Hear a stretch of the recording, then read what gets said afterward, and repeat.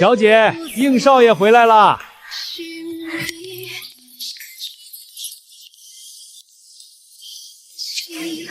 雨薇，我们离婚吧。这是为何？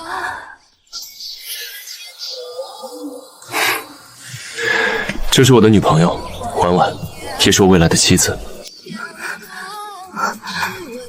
英雄，咱们两家不仅是世交，更是真正的门当户对。既然如此投缘，不如就给这2个孩子定个娃娃亲吧。好，今日便定下了。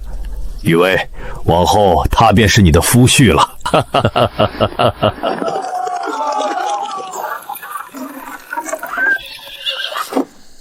谢兄，应家败落了，不得不北迁另谋出路，不敢再耽搁雨薇的将来。这信物你收回吧，解除婚约，对应谢两家都好。君子一诺，绝无反悔。请收回信物，我谢家应允了这门亲，无论贫穷还是富贵，绝不反悔。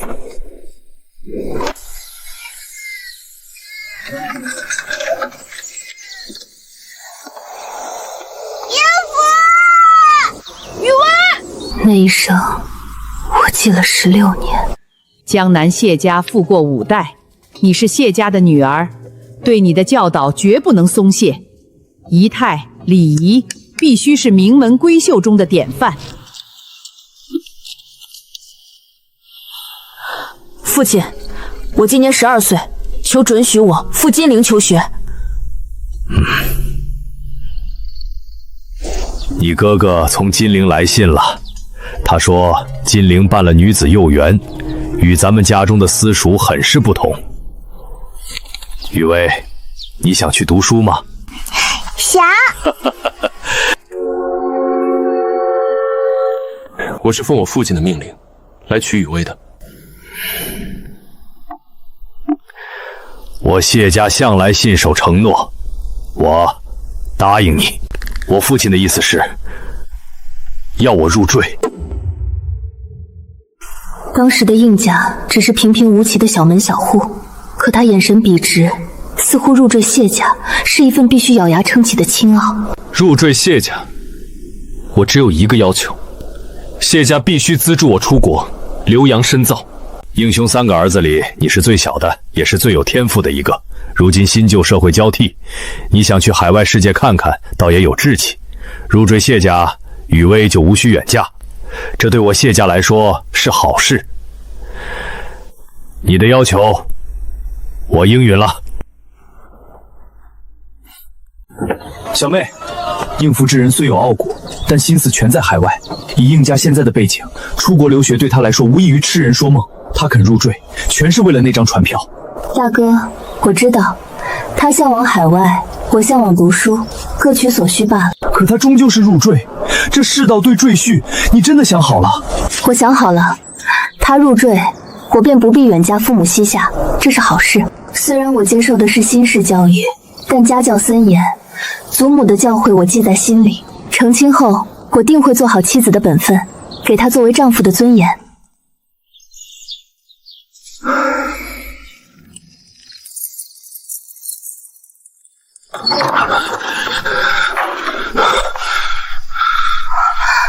英福，你喝多了。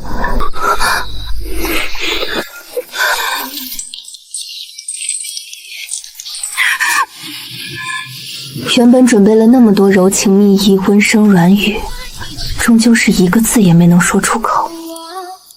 我去隔壁书房。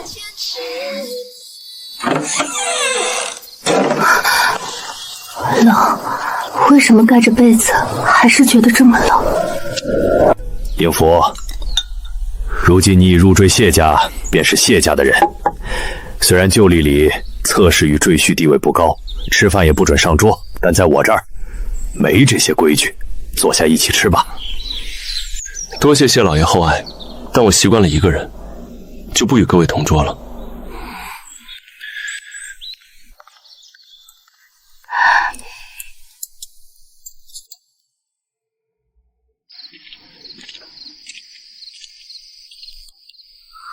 这文章，这首词的后半截，你以为意境如何？我不爱诗词歌赋，这些我答不出来。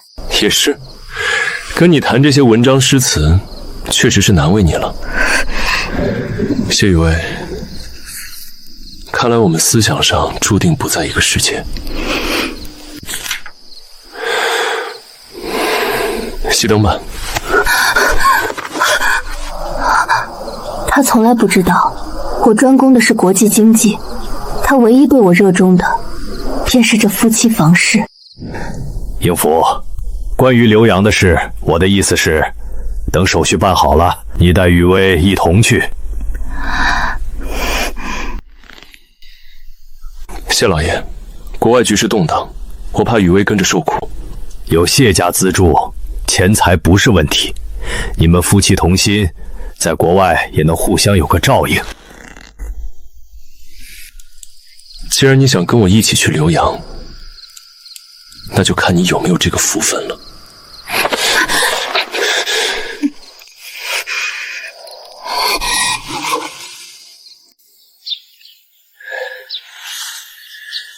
恭喜谢小姐，恭喜应先生，是喜脉。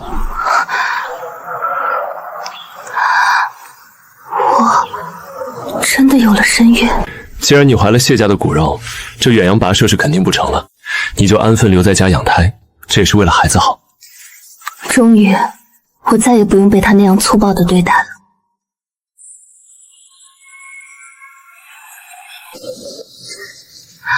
船票带好了吗？千万别弄丢了。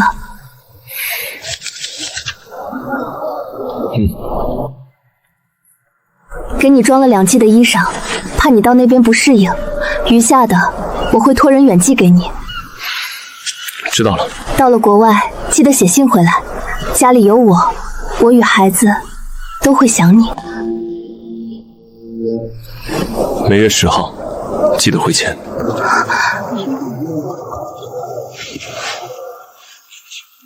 我记下了。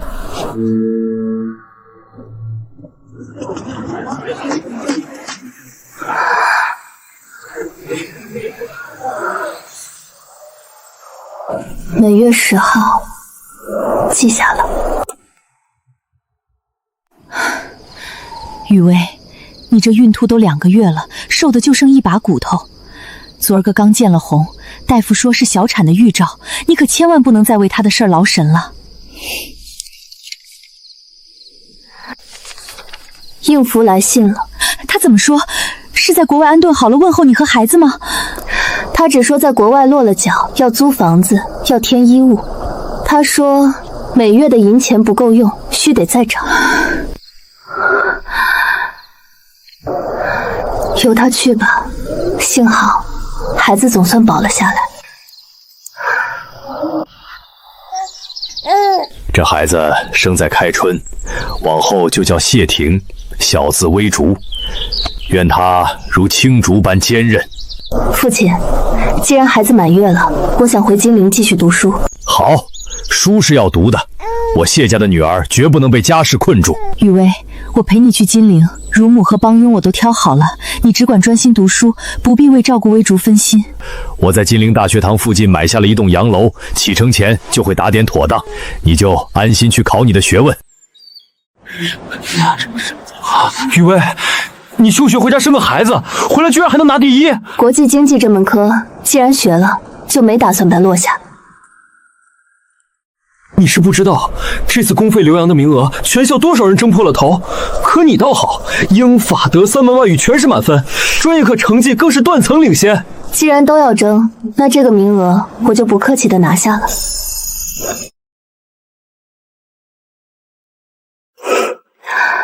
应福，我也准备留洋了。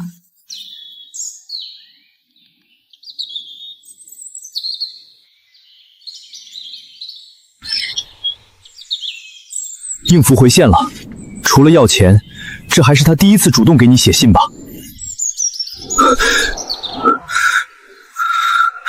他说，国外对留洋的女人多有歧视。他还说，我横竖是个已婚妇女，就该在家安安分分等他回来。混蛋！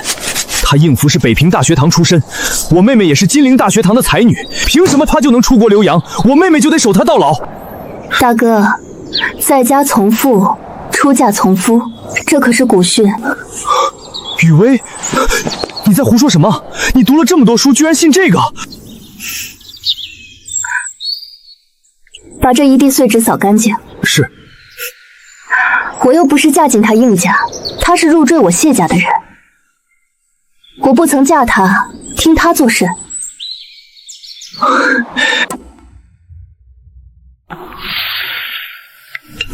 父亲，我这一去浏阳便是2年光景。我已经安排好了，把应福的父母从北方接回江南，由我们谢家派人细心照料。应福那2位兄长最近生意不顺，我也出资帮他们渡过难关了。往后他们的商途应该会平顺许多。雨薇，自小让你读书，是为了让你明理。你要记住，天地广袤，万物竞择，各自都有所精彩，切不可辜负了这一生。父亲，您的话我记下了。血脉亲子确实割舍不掉，可父亲说的对，天地这么大，我的精彩不该只在于做他的母亲。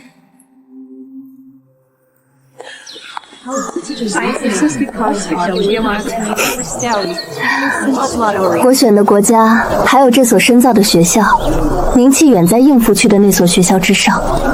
真没想到，在这样显赫的学府里，竟然有这么多奇奇怪怪的人。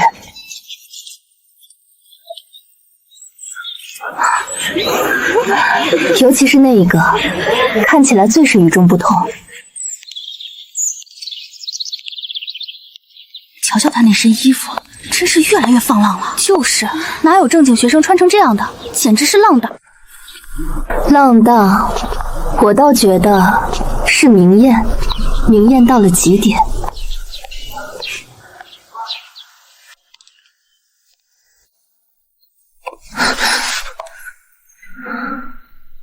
想要我？想，当然想。滚！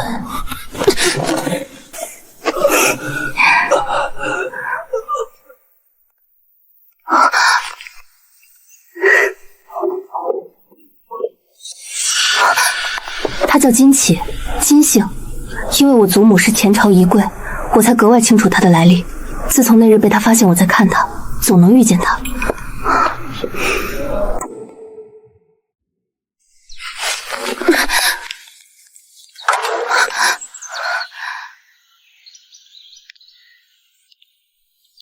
你怕我？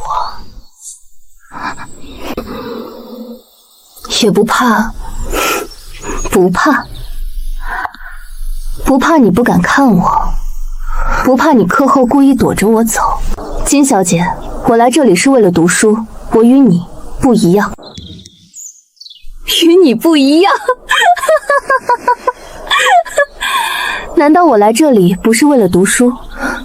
哦，对了，全校皆知我金几是个浪荡货，怎么可能为了读书呢？瞧你这副模样，该是名门的大家闺秀，品学端正。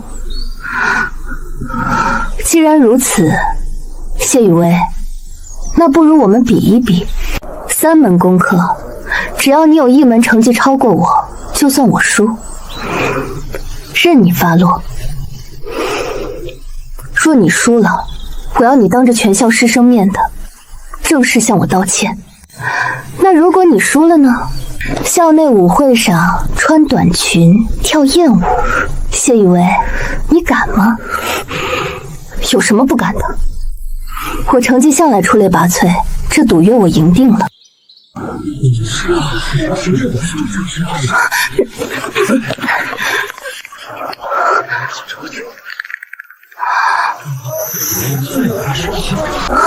3门比试，我竟然1门都没赢！天哪，那个金几平时看着总在混舞场，成绩竟然这么恐怖，连谢雨薇都输得这么惨，这下有好戏看了。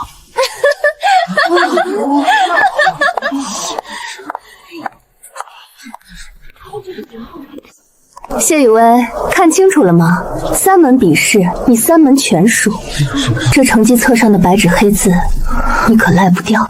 记住。短裙艳舞，今晚舞会见。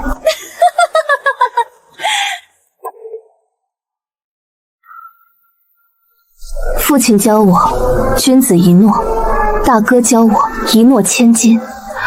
爸，大哥，雨薇今天怕是要愧对你们了。谢雨薇，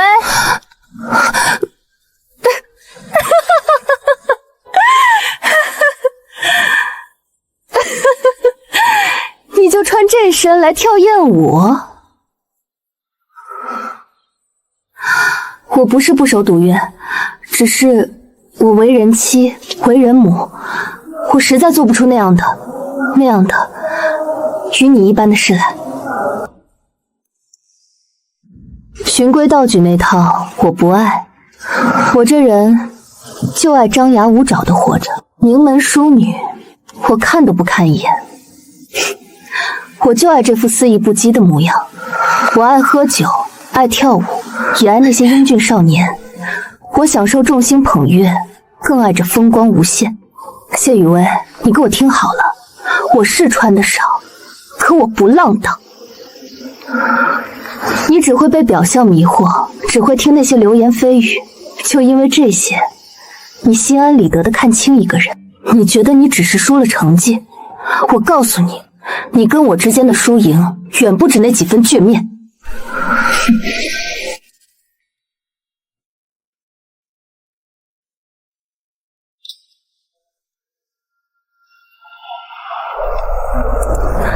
万物尽则，各自有所精彩。爸，我懂了。金启他其实是个极其精彩的人，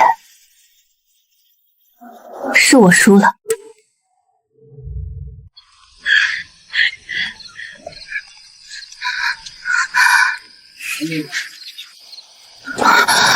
对不起，关于之前对你的评价，我正式向你道歉。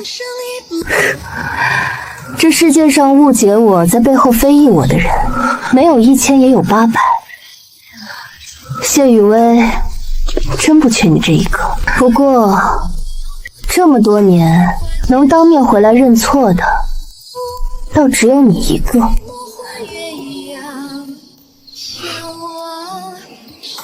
从那以后，金启变成了我的好朋友。再减1寸，你是用手指甲量的吗？这已经短了很多了，我拜托你，再减1寸也不会露屁股的。熟络之后，我才发现，金启绝不像外人传的那样，或者说他就是外表那样美丽且凶悍。你这头发太死板了，谢雨薇，你虽然接受了新式教育，但你这骨子里依旧脱离不了那股陈腐的传统气。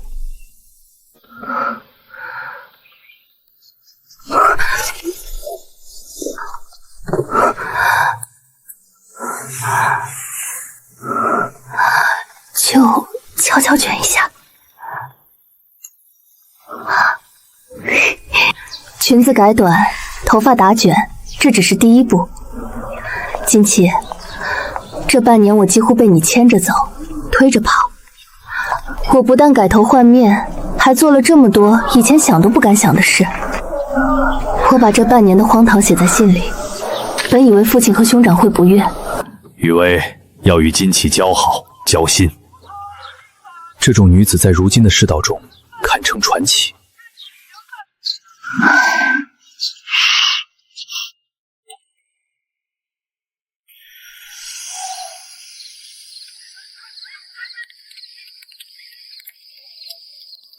初见你时，只觉得你长得好看，但也只是好看。那时候你的一言一行，就像用尺子丈量出来的，刻板又乏味。那你后来怎么变了态度？因为你这人有那么点不同。那天别人背地里说我浪荡，你却反驳他们，说我是明艳。这话我听见了。从那时起我就关注你，看来看去，我发现我们或许是一类人，只是我骨头够硬，你皮丘晕软，但无论如何，我没看错人。你明天就要启程回国了，雨薇，只盼你回国后能随心所欲，只盼你别忘了我这个知己。知己勿忘，金姐，我们再见有期。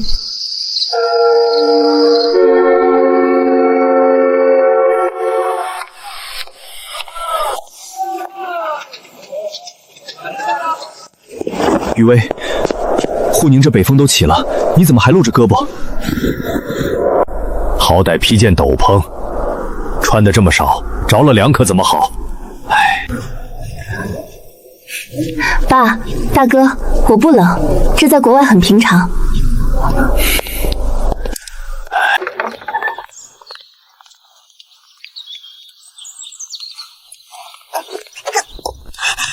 母亲，母亲！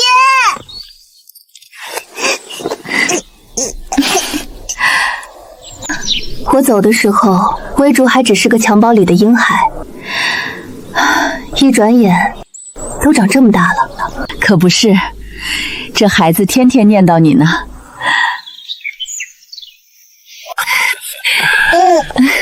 大少爷，国外来信了。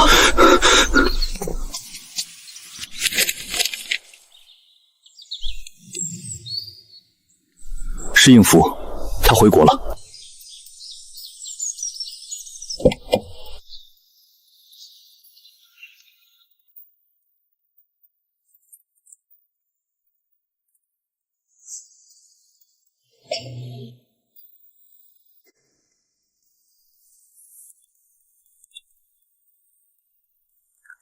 我要离婚。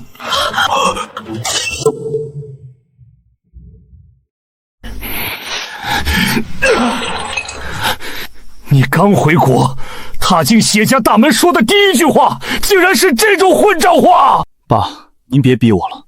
在国外的这些日子，我考虑了很久，也痛苦了很久。我和谢雨萌之间根本没有感情，那是旧社会塞给我的刀办婚姻。我受够了这种没有灵魂的躯壳。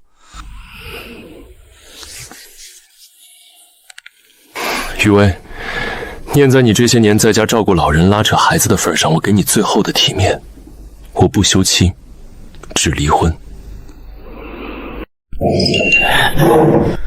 混账东西，体面！你居然有脸说体面！当初应家落魄，是谁供你留洋神造的？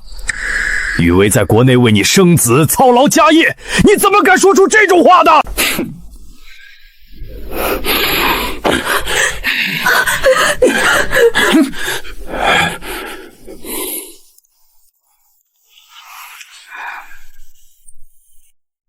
都别吵了。应府，我最后问你一遍，你想清楚了，一定要离婚，是吗？是，一定要离。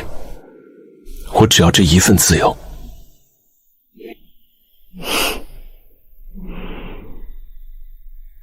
我和婉婉是真心相爱，我们在国外受的是新式教育。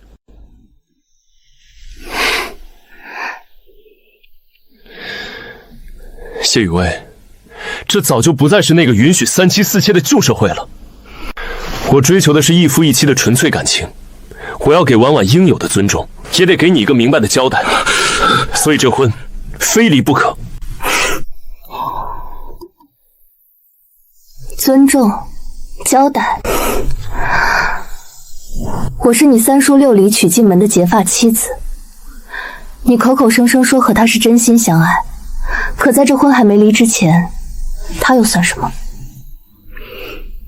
论理，她既不是你的妻；论私，她也并非你的妾。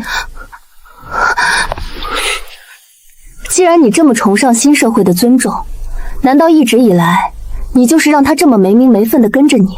应府，这就是你所谓的尊重，让他背着坏人冥界的骂名，在外面和你无美苟合，这种尊重他受得起，我谢雨薇可真替他脸红。谢雨薇，你你以为谁都像你一样，还死死抱着那些老古董活在封建年代？开口妻啊妾的，真让人恶心。我告诉你，我和应福是情侣，是追求自由恋爱、人格平等的新式情侣。你懂什么叫爱情吗？自由恋爱？我让你自由，我让你不要脸！这种丧良心的话你也敢说？看我不抽死你这个狐狸精！别打了，你们这群疯子！住手！有什么冲我来？婉婉是无辜的。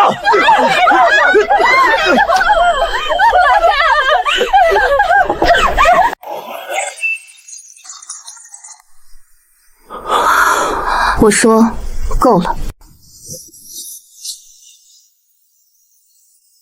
大哥，取支笔来。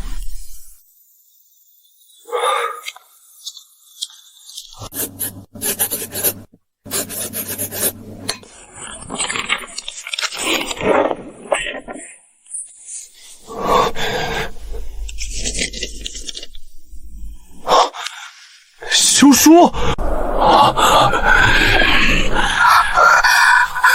谢宇威，你疯了！现在是什么年代？你竟然敢写这种羞辱人的东西！羞辱？应福，你太看得起你自己了。当初是你走投无路，自愿签了契书入赘我谢家。你吃我谢家的，穿我谢家的，连出国的路都是我父兄拿银钱一寸寸给你铺出来的。那是包办婚姻的枷锁。别人谈婚姻平等，谈夫妻离婚，我谢雨薇敬他是个人物，但你这种吃干抹净，回过头来还要反咬一口的白眼狼，你不配。休书拿走，从今天起，你不再是谢家的上门女婿，更不是我谢雨薇的丈夫，你被我谢家逐出门墙了。谢雨薇，谢雨薇，你没权利这么对我！这种封建余孽的东西我不认！住手！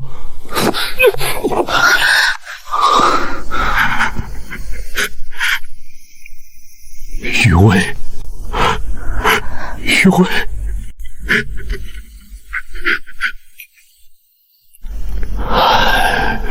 谢家对我应家天高地厚，是我没教好这个逆子，让他做出这种天打雷劈的丑事。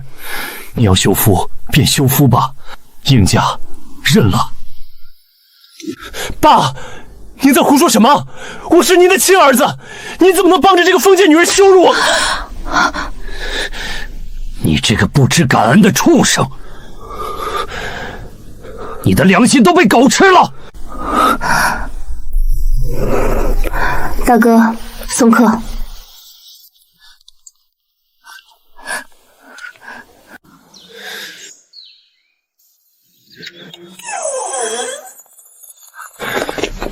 大哥，我马上要带婉婉和父母去护宁了，临行前让我见见孩子。滚！谁是你大哥？你也配提孩子？那是我的亲骨肉，我有权见他。你给我听好了，那是谢家的孩子，姓谢，和你应福没半点关系。给我打出去！以后只要看到他在谢家方圆100米出现，直接打断他的腿。出事了，我负责。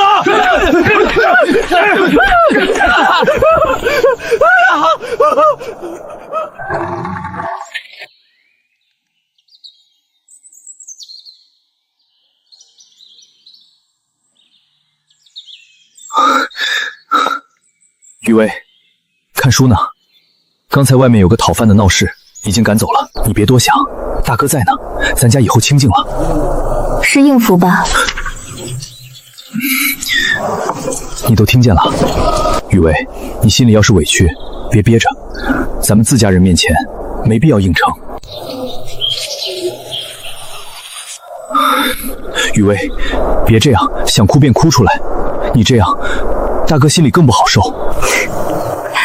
大哥，你这模样倒像是我受了天大的委屈。你觉得我会为了那样一个人要死要活？我不是怕你，或者你觉得我会卑微到去求他不要抛弃我？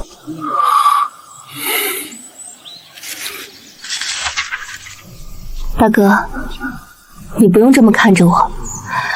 若是退回到3年前，我大约是真的会难过。那时候我也只听父亲的话，想着既然结了婚，便是一辈子。我虽不曾有过夫尊妻卑那种臣服念头，但心里确实是希望能成就他的。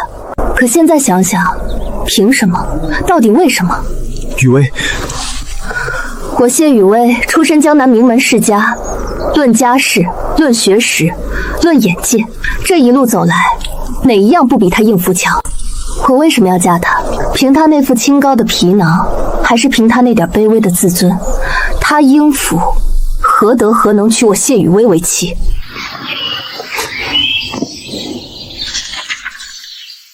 他出轨变心，对我来说反而是一桩大好事。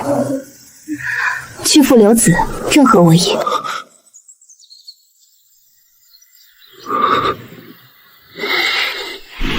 怎么，大哥觉得我这样想太狠心了，不好吗？不，雨薇，你这样想才该是合乎常理。我江南谢家教养出来的名门贵女，眼界就该这么开阔，气势就该顶天立地。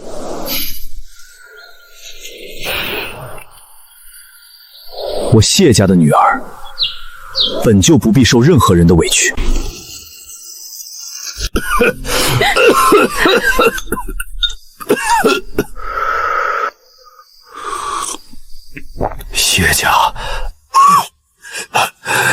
谢家几代人的基业，难道要断在我手里？爸，您别忧心，先把身体养好。应付那种人，不值得您动这么大的气。爸，我知道您想让我接手航运，但我不耐烦那些生意场上的琐事，那不是我要走的路。我已经报了阳城的军校，不日就要启程。如今家国动荡，男儿志在四方。爸，大哥，既然大哥有志从军，您就让他去吧。谢家的担子，我来接。雨薇，谢家100年来靠水吃水，那是内陆航运，风急浪大。你一个女孩子，我是您的女儿，谢家的基业，我不会让它倒下。小姐，这个月的报表出来了。依托长江水系，咱们新增的16个运点已经全部整合完毕。不够，把原本分散的家族生意全部转为公司化运营。我要的不是几个码头，是整个国内航运。短短3年，你已经垄断了半个国内航运。如今谁不知道金陵谢氏的运输公司？这只是开始。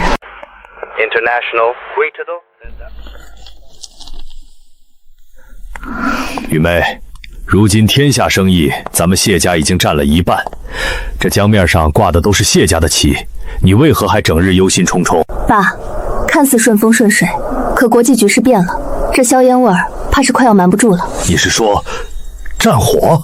咱们做的是航运，是实体，一旦开战，这些船、这些码头瞬间就会变成敌人的活靶子。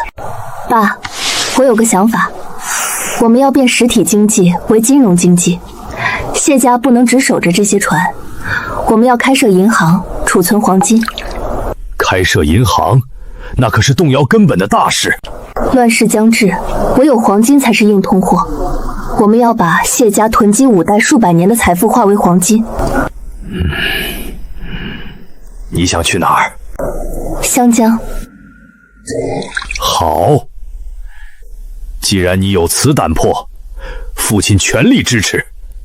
谢家的身家性命都交给你了。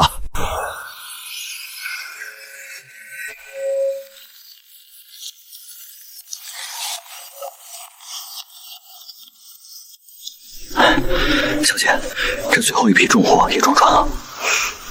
记住，这些箱子里是谢家的命脉，出不了半点差池。是。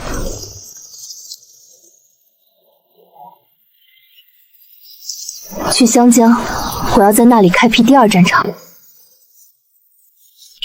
有条不紊，继续运作。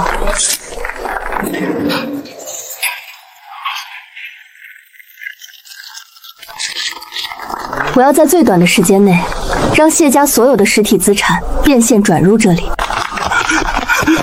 小姐，北方骤变，说清楚。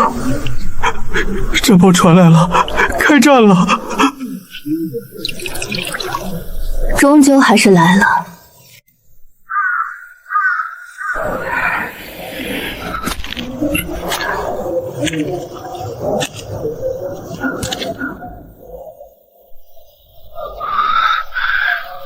把你的大衣弄脏了。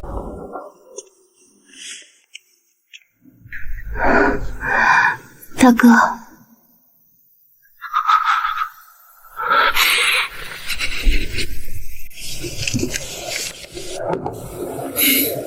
如今战事吃紧，我们需要通过你的航道调运大批医疗物资到北方前线。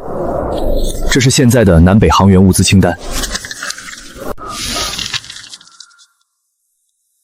物资都在湘江和金陵的仓库里，船随时可以启程。雨薇，还有一件事，打到这个份上，军费已经见底了。这批物资和火力的费用，如今军方恐怕无力负担。无需负担。雨薇，这可不是一笔小数字。谢家现在的银行和航运，大哥，国破家何在？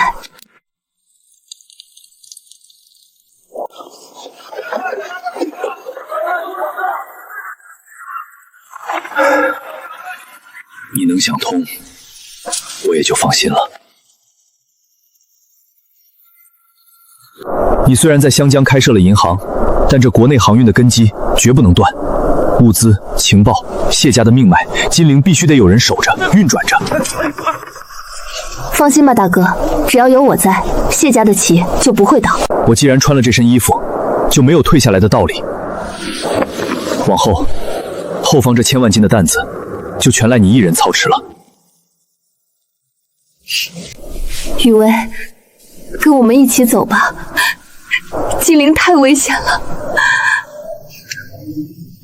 妈，带好微竹，湘江那边我已经打点好了，到了那边有人接应。微竹要听话，等这一仗打完了，妈妈就去接你。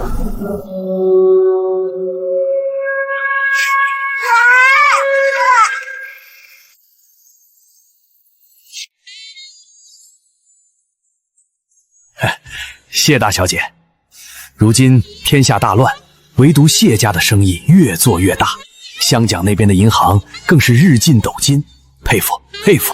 乱世求存罢了。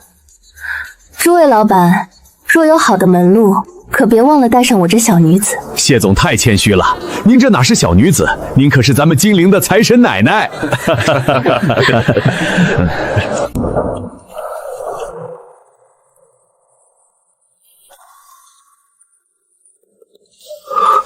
小姐，这一批运往北方的物资，加上打开关卡的打点，账面上已经不够。去告诉那几个商会的老狐狸，不管用什么手段，我要在天亮前拿到那笔黄金的汇遵权。可是他们开的利息太高。我现在只想赚钱。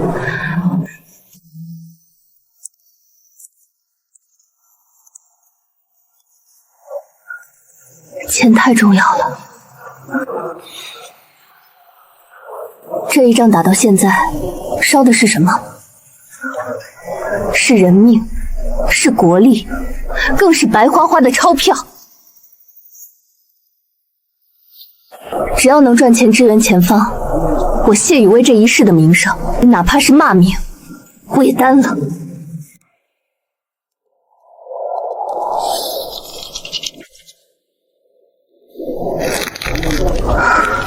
与我猜测的差不多，这场仗打了几年了，一点消停的迹象都没有。那年元旦，我本以为是难得的安稳，父母特地将微竹带回金陵，就为了那2天的团聚。小姐，元旦刚过，您就马不停蹄来沪宁处理这桩国际贸易，已经半个月没休息了。局势不稳，这些物资迟一天到北方，就要多死多少人？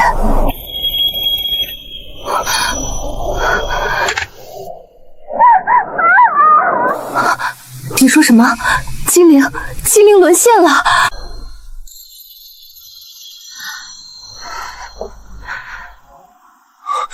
大小姐，老太爷和小少爷还在金陵。安排飞机，马上启程回湘江。不回金陵救人吗？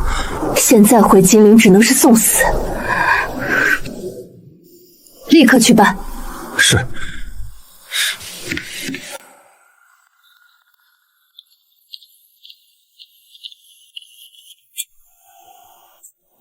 谢宇威，开门！我要见谢宇威，让我见谢宇威。大小姐，这疯男人纠缠好一会儿了，要不要我把他轰走？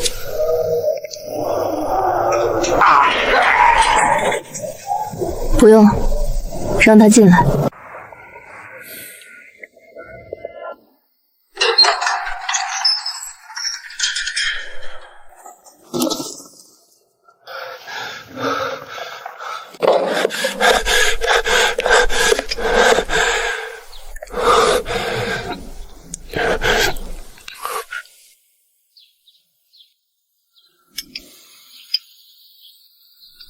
宇威，找我有事？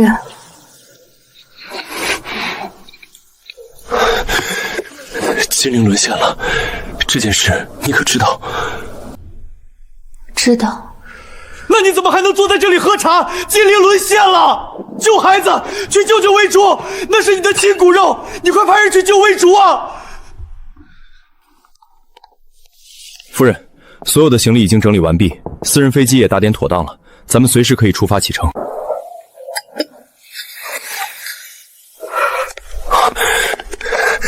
你去哪儿？这种时候你还要走？回湘江。谢宇威，你疯了吗？你到底有没有心？金陵已经沦陷了，你亲生父母还有我儿子，他们全都在那座死城里，你现在居然要躲去湘江，你简直是贪生怕死，为了保命连亲子物都不要了，你这种冷血的女人根本不配做人。你儿子，应福你现在倒是叫得亲热，当年你带着真爱回国逼我离婚的时候，可曾想过你在金陵还有个儿子？哦，我忘了，你是没料到你那位真爱是个不能生育的使女，眼看自己要绝后了，现在才想起这根独苗了。更何况，你是不是忘了自己的身份？你是一个被我谢宇威亲笔写下休书赶出门墙的赘婿，你哪来的资格说那是你的孩子？你怎么知道婉婉她？你怎么会知道这些？你以为你那些烂事能瞒得住谁？我没兴趣知道关于你的任何事。不过我得提醒你，你那位所谓的此生最爱，在生意圈的交际场里，可是有名的很。谢宇威，你闭嘴！不许你这么羞辱婉婉！你站住！你给我站住！魏竹是我的唯一的骨血，他是谢家唯一的孙子。谢宇威，你不能这么狠心，你必须救他，你必须救他回来！放手！我不放，除非你答应去救人。你这么有钱，你有那么多船，你一定有办法的。应福，你给我听清楚了，金陵沦陷，东寇侵占，我谢家的航运被迫中断，你知道这意味着什么吗？意味着多少前线的物资运不到战场，分分秒秒都在死人。那又怎么样？那可是你亲儿子。你以为我不想救家人，可你知不知道要救他们需要付出什么样代价？对方要我调运南北所有航线，要我谢家百年基业为敌寇所用，这种事我谢宇威绝不能够。可那是命啊！国若不在，家又何存？不要说留在金陵的是我父母，是我儿子，就是我谢宇威自己困在那里，也就无非一死罢了。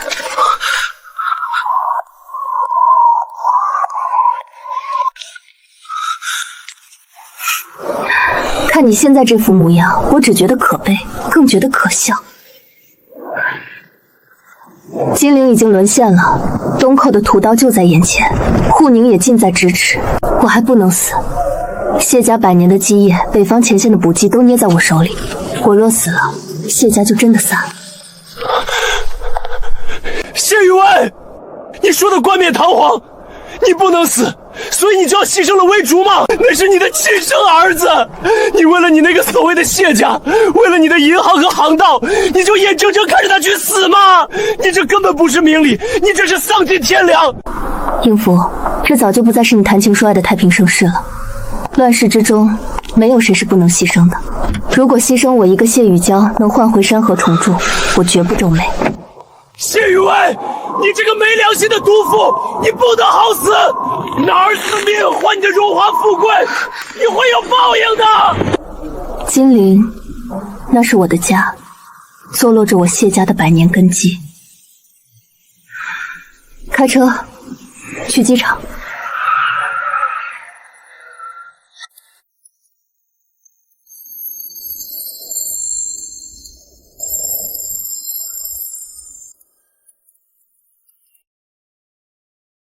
谢小姐，冒昧深夜来电，请放心，您的父母和令郎谢霆目前正在金陵的一处静静宅邸中，受着最周全的照料。金陵如今风大，但我们希望能与谢小姐这样有远见的商人合作，只要南北航线能为大局较力，谢家人的安全与荣华可保100年。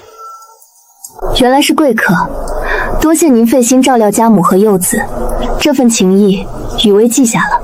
那么关于航线合作的事，谢小姐的意思是？谈合作自然是好的，只是如今谢氏的船都在公海，等风浪平息，我定会好好考虑。至于现在，恐怕要让阁下失望了，所有的条件我一个都答应不了。谢小姐，您这是拿至亲的命在赌。阁下既然懂商业，就该知道，筹码只有握在手里才叫筹码。夜深了，就不打扰贵客雅兴了。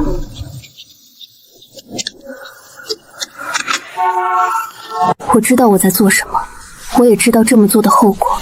一旦拒绝，那道门或许就再也推不开了。但我谢家的船可以沉在长江里，却绝不能开进敌寇的港口。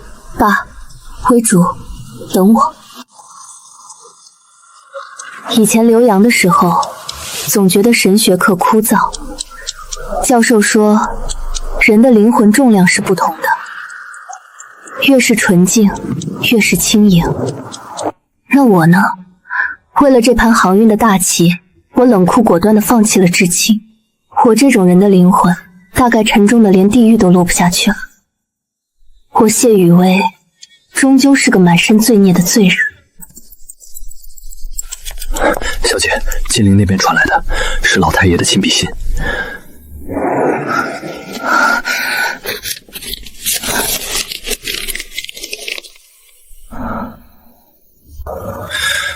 这信似乎没什么特别的，难道对方只是为了试探？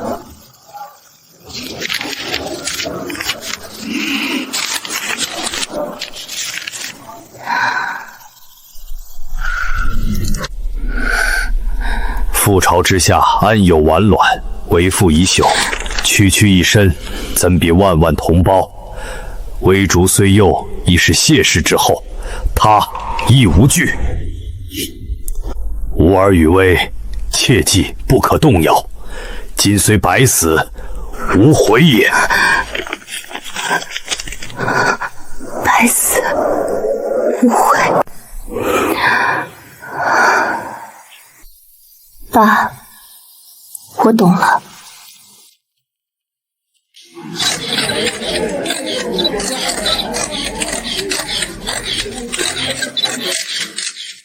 谢总裁，金陵那边炮火连天，您竟然还有兴致在这儿举办慈善晚宴？越是乱世，越要活得体面。我谢氏银行在湘江稳如泰山，这点小风小浪还不足以让我谢雨薇躲起来。听闻令芬还在金陵，你就不担心吗？担心？我若是自乱阵脚，那才是真的如了敌人的愿。诸位请听好，谢氏银行只要在湘江一天，我的家人就没人敢动。在这乱世，摇尾乞怜从来无用，唯有实力才是最好的震慑。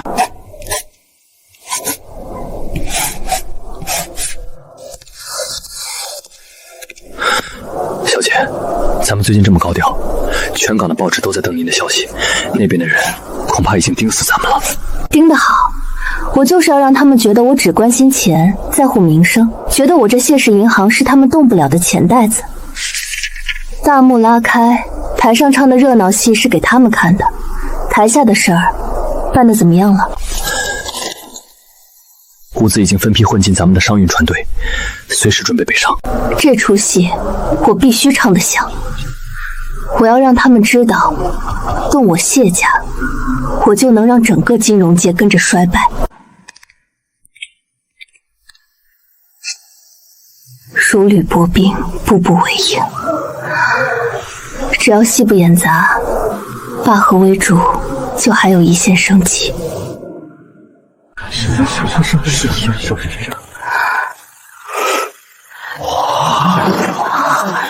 各位，这最后几件珍奇是我的私人收藏，在这乱世，珍宝不如黄金，起拍价10根金条，15根金条。谢总裁果然大手笔，还有更高的吗？30根金条。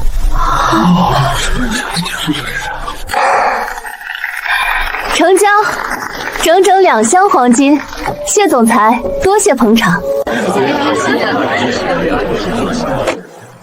慢些开，我有些头晕，想吹吹风。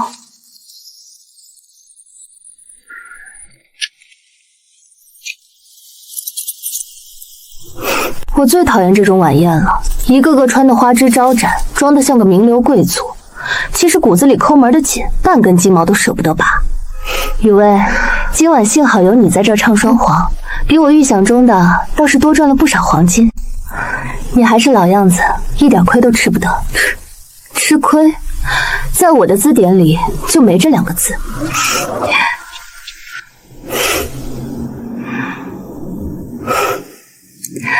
金大小姐，咱们多少年没见了，真没想到，如今你竟然也开始缺起钱来了。谢大小姐，我也没想到，这么多年没见，你竟然钱多到花不完了，举个牌子连眼睛都不眨一下。说正经的，刚才那2箱金条呢？半个小时前，我刚下台就让人从后门送走了，动作这么快。黑市那帮吃人不吐骨头的家伙，西洋药指认金子。那2箱金条，这会儿估计已经变成2箱救命的药品了。那你打算送到哪儿？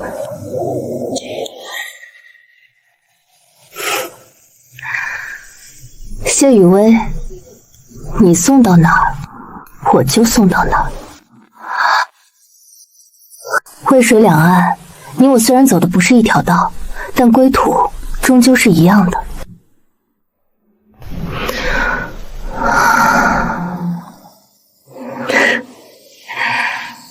原来如此，这一路颠得好。怎么，谢大小姐坐惯了4平8稳的轿子，受不了这委屈？不，我只是觉得这许多年积压在心底的重负，被这么一颠，反倒抖落下去不少。金奇，幸好还有你。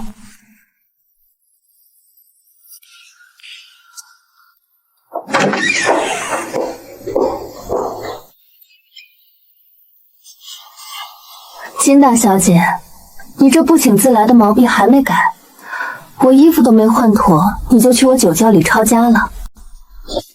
谁让你那酒窖没锁好？再说，好酒不就是留给知己喝的吗？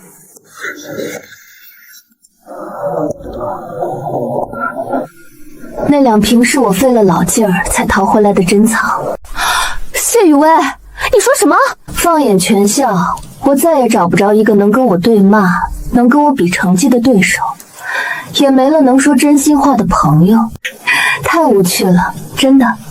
所以我随随便便又去修了国际政治博士。随随便便修了个博士，不然呢？在那帮笨蛋面前显摆聪明，是我唯一的乐趣了。可那种日子远没有现在提着脑袋给前方送药来的带劲。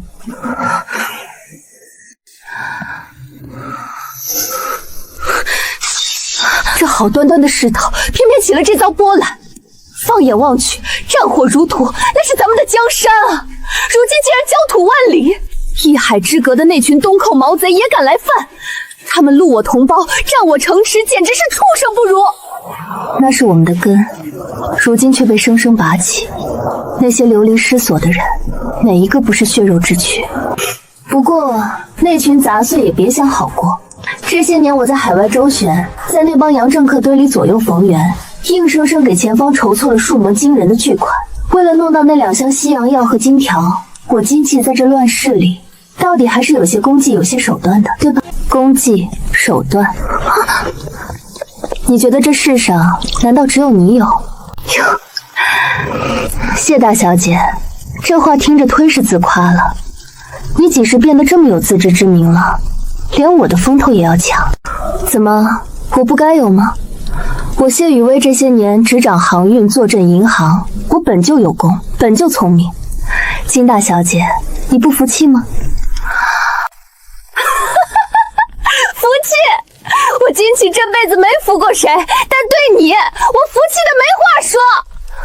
我有功，我也聪明。谢雨薇，那你服气我吗？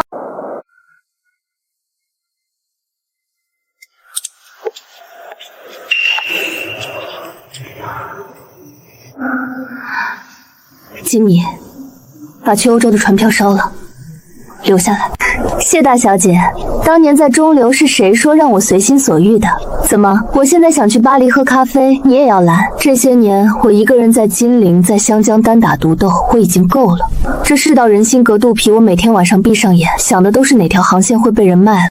我不想再这样下去了，金姐，我只想把我的后背交给这世上最可靠的人，除了你，没别人。可靠？你就不怕我把你这谢氏江山给折腾没了？孤掌难鸣，我始终惴惴不安，但只要有你在，双臂合一，我就能真的心无旁骛。这仗我们一起打。行，既然你这么看得起我，那我们就让那些东寇看看，这生意到底是谁说了算。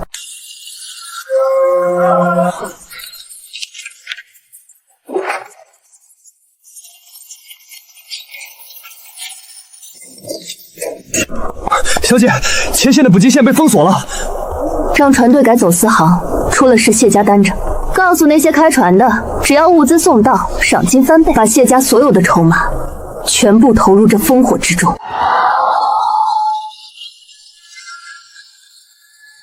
雨薇，你看看，我就说你这些年做了这么多好事，总归是会有好报的。你能保住父母和儿子的命，这就是你应得的福报。是，这就是我的福报。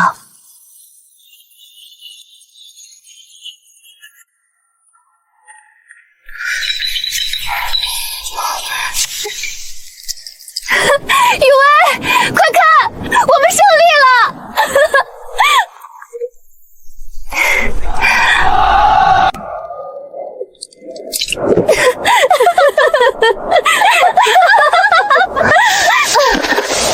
金姐，你看这天，星星怎么在转啊？我也觉得要把咱们都陷进去。你说，咱们这些年在这乱世里把命悬在裤腰带上，到底是为了什么？为了什么？什么都不为。不为钱，不为名，甚至连命都差点搭进去，真就什么都不为？本就该如此啊！金姐，你想想，国破家何在？我们做的这些不是为了当什么英雄，那是每一个人都该做的。是，说得对，这本就是国人该做的。护我河山，为我家国，这样的事哪有为什么？本就该如此。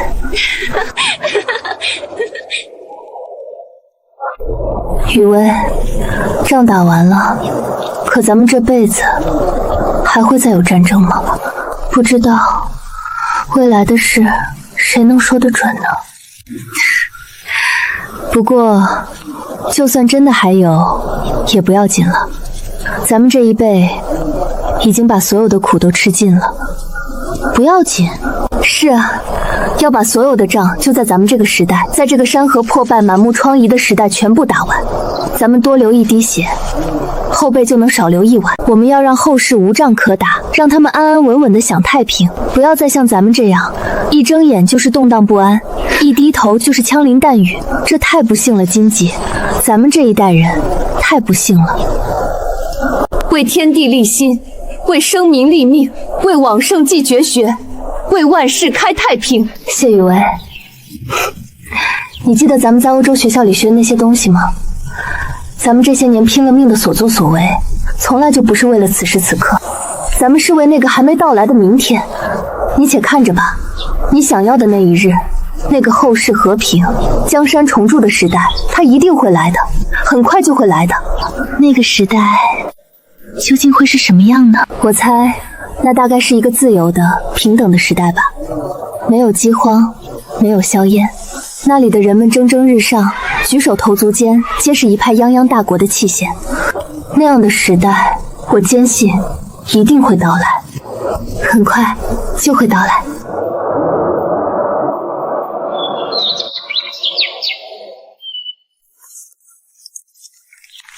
雨薇，你瞧瞧，这专栏都登了整整7天了，字里行间全是歌颂男儿报国，把战争胜利全揽在男人头上了。这世道男权当道，他们这么写也不稀奇。我呸！仗是男人打的没错，可后方的物资、医药、筹款哪一样缺了女人？怎么就男人会报国，女人就不行吗？我非得撕烂这帮人的嘴不可。文章发出去了，我这篇文章歌颂咱们女人的坚韧，也没忘了夸那帮男人。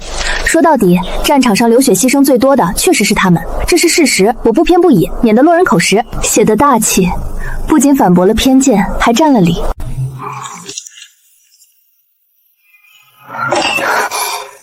谢雨薇，你快看这篇新出的社论，暗指，隐隐的指桑骂槐呢。说咱们这种女人懂什么家国大义，只会在后方摆弄笔墨，虚耗金银。这篇文章的文风倒是透着一股子陈腐的酸气。我管他是谁，敢跟我金姐隔空叫板，我这回非让他知道什么叫真正的口诛笔伐。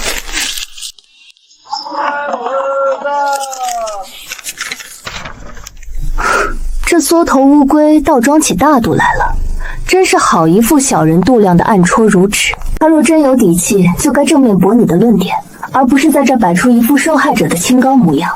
想玩这一套，我金姐什么时候吃过这种哑巴亏？他既然觉得我骂的不痛快，那我就如他的愿。我不隐晦了，我非得把这层遮羞布给他撕烂了不可。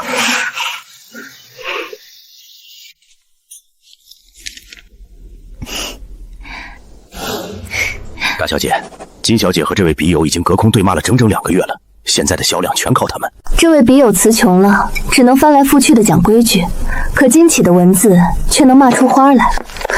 雨薇，你瞧瞧，这混账东西骂不过我，竟然开始拿圣人言论当挡箭牌了。我呸！这种下三滥的手段也使得出来，亏这人平时还自诩什么新派才子、留洋精英，结果就这水平，什么东西？与这种货色对骂，真却是跌了我的身份。你与他计较什么？他虽说留洋数年，可骨子里依旧是个封建做派，改不了的。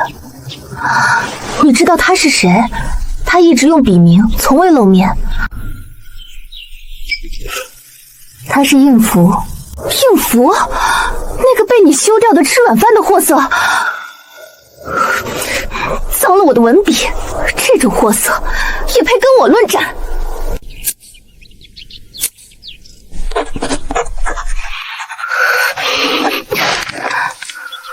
怎么了？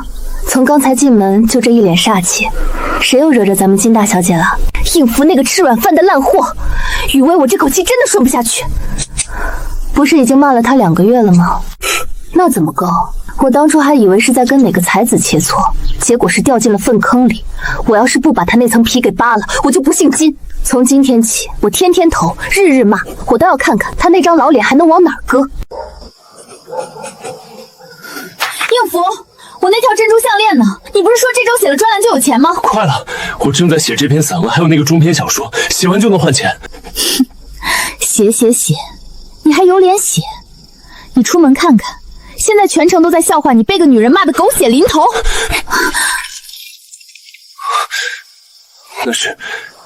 那是那个泼妇无理取闹，人家骂得有理有据，你呢，回个嘴都哆哆嗦嗦。现在报社那边来信了，说怕被你牵连，你的专栏被撤了。撤了？那可是咱们唯一的进项。没用的东西，连个女人的嘴都斗不过。哼，你自己在这儿熬着吧，我吃钱的紧，等不起你。日子怎么会变成这样？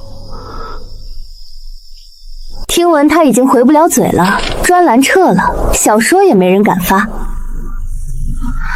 预料之中，他在报纸上没了声音，那交际花恐怕也留不住了。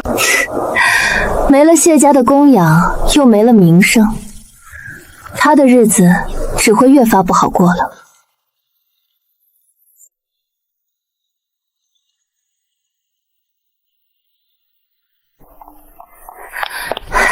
应福那落水狗彻底撑不住了，婉婉卷了他最后一点积蓄跑了，他现在连那处破租房的房费都交不起。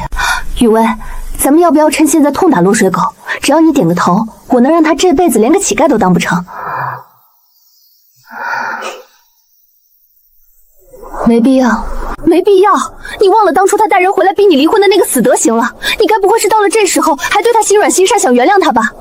原谅？金奇，你也太瞧得起他了。我不是原谅了他，而是我这双眼里早就已经没这个人了。如今我脚下踩着的是山河万里，手中握着的是日月乾坤，头顶见到的是星辰无垠。而他应福，说到底不过是旧社会尘埃里的一粒沙子。沙子若被踩在鞋底，硌脚是硌了点儿，但又有谁会真的低下头去刻意在乎一粒尘土呢？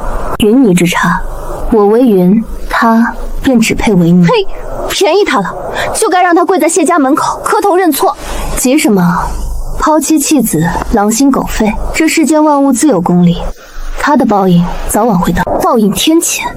行，那我就等老天爷睁开眼，亲手收了这个畜生。老天爷或许真的会收了他，也说不定呢。